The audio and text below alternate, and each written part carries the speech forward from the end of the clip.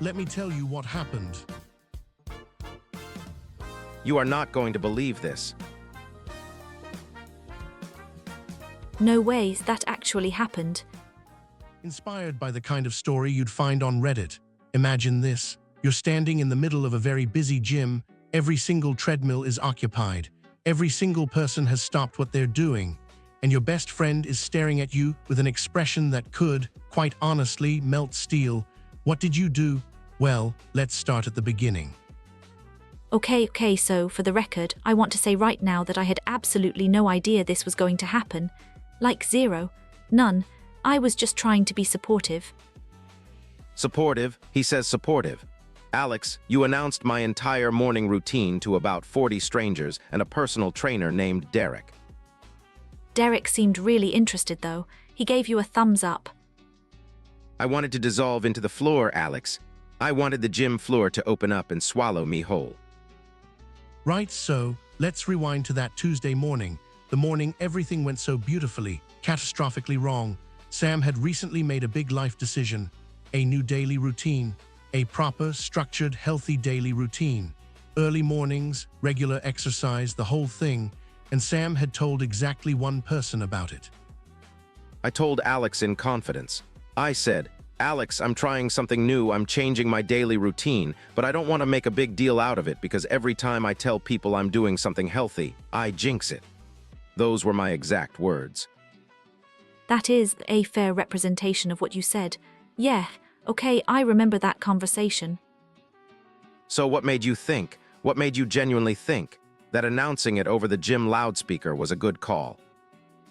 It wasn't the loudspeaker, the microphone was just nearby, and it was just on, and I didn't realize it was on. Allow me to fill in the gaps. Sam had been sticking to this new daily routine for exactly 3 weeks. And credit where it's due, Sam had been absolutely nailing it. The alarm would go off at 6:30 every morning. Sam would get up, actually get up, not hit snooze 17 times, and head straight to the gym before work. No excuses, no skipping, no I'll go tomorrow. A genuine, committed morning routine. I was so proud of myself, honestly. 3 weeks. That's the longest I've ever stuck to a morning routine without giving up. Usually by day 4 I'm like, you know what, my bed is also a form of self-care. See, that's the Sam I know. But new Sam was incredible. Text you at 6:45 and you'd already be at the gym. I was honestly in awe. I brag about you to people. I'm like, my friend Sam completely overhauled their daily routine and it's genuinely inspiring. Which fine, that's lovely. Tell your ma'am, tell your mates, don't tell the gym. Now the gym in question was one of those big, open-plan fitness centers. The kind where there's a reception desk right next to the weights area, and sometimes the staff use a small microphone system to make announcements. Things like, the sauna will be closing in 10 minutes, or could the owner of a blue Volkswagen please move their car? Perfectly normal, perfectly routine, until Alex touched it. Okay, so in my defense, and I do have a defense, I was waiting for Sam by the reception desk, right? Because we agreed to meet there, and Sam was late. Which, for new Sam with the new daily routine, was unusual, so I was a little worried. I was 3 minutes late, Alex. 3 minutes is a lot when someone has a new morning routine that they've been sticking to religiously. It threw me off. I thought maybe you'd gone back to sleeping in. I was stuck behind a lorry on the way in. A lorry. It's not like I'd abandoned me whole routine over one lorry. But Alex, being Alex, could not simply wait quietly. Alex spotted the small microphone on the reception desk. The receptionist had stepped away, just for a moment, just to grab something from the back office. And Alex, in what can only be described as a spectacular failure of judgment, picked it up. Just a call for Sam, just a quick announcement. How bad could it be? I just wanted to find you faster. I thought I'd just say like, hey Sam, meet me at reception. That's it. That's all I was going to say. Short, simple, done. That is not what came out of your mouth, Alexander. I got nervous when I heard my own voice boom across the gym, and I kept talking. It happens. What Alex actually said, into a live, fully functioning PA system in a gym at peak morning hours, was this, and I am not exaggerating a single syllable. Okay, I said, hey, could Sam please come to the front desk? Sam, if you're here, and I know you're here because you've completely changed your daily routine, and you've been waking up at 6:30 every morning for 3 weeks, which is wild because Sam used to literally never get up before 10, like ever. The snooze button on Sam's phone is basically worn out from overuse. Anyway, Sam has been doing this whole new healthy routine, going to bed early, meal prepping on Sundays, tracking sleep and everything. And if you told me 6 months ago that Sam would be voluntarily at a gym before 7 a.m., I would have laughed in your face, but here we are. Personal growth is real, folks. Anyway, Sam, please come to reception and by the desk. Thank you, that's okay, I'm going to put this down now. I heard it from the changing rooms, every word, through the walls. The gym went quiet. The treadmills did not go quiet, they kept running, because treadmills have no social awareness, but the people on them stopped moving. Sam emerged from the changing room corridor to find approximately 40 pairs of eyes swiveling in the general direction of the person who used to not get up before 10. And there was Alex, standing at the reception desk, microphone still loosely held, wearing an expression of absolute horror at what had just come out of his own face. You walked out and I thought, okay, I genuinely thought for a second maybe nobody noticed. Like maybe it just sounded like background noise. Someone started clapping, Alex. An actual person started a slow clap, and then 3 more people joined in. The slow clap was okay, that was kind of sweet though, right? They were proud of you. I nearly walked straight back out of the building and never returned.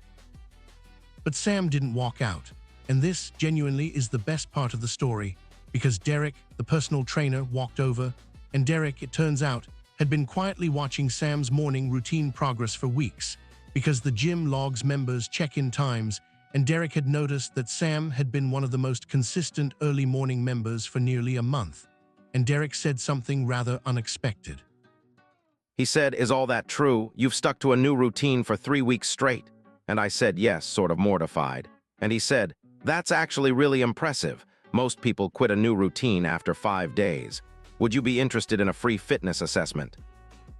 See, this is what I'm talking about. I manifested good things for you. You announced my sleep schedule to a room full of strangers.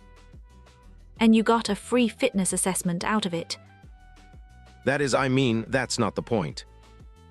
Sam did take Derek up on the offer, and Sam's daily routine, which had begun as a quiet, private, fragile little experiment, was now apparently a matter of public record at Riverside Fitness Center. Several people stopped Sam on the way to the weights area that morning to offer words of encouragement. One woman said she'd been trying to sort out her own morning routine for years and found Sam's story really motivating. A man on the rowing machine gave a little salute. And the slow clap starter, a very enthusiastic fellow in a yellow tank top, said simply, "Keep going, mate." It was mortifying. It was completely, utterly mortifying. But also, and I cannot believe I'm admitting this, it did sort of make me feel like I couldn't quit now, you know? Like everyone in that gym knew about my routine. I couldn't just go back to skipping breakfast and lying in bed watching videos on me phone until noon. Accountability, that's what that's called. I gave you public accountability. You gave me a panic attack, is what you gave me. A panic attack and accountability, it's multitasking.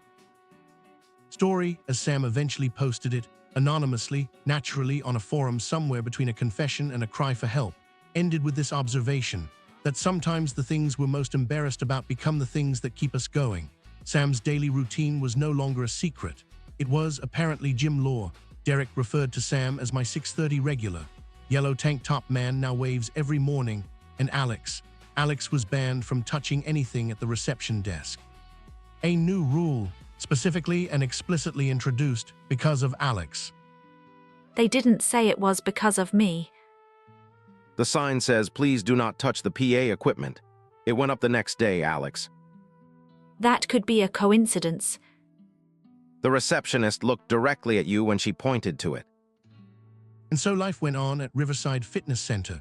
Sam kept to the daily routine, 6:30 alarm, gym before work, meal prep on Sundays, early bedtime, the whole structure that had once seemed impossible. Alex continued to be a devoted, chaotic, well-meaning disaster of a best friend.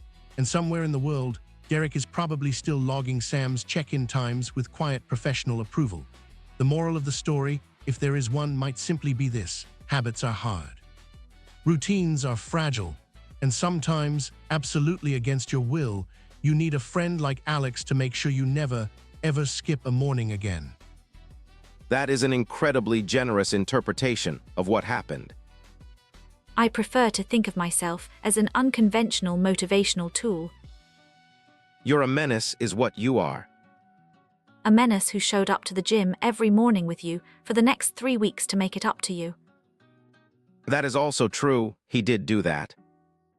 And there it is, the whole absurd, embarrassing, oddly heartwarming thing.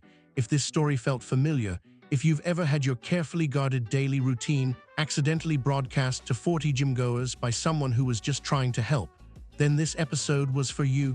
And if you haven't, well, choose your gym Did this friends make you laugh? wisely. Drop us a like.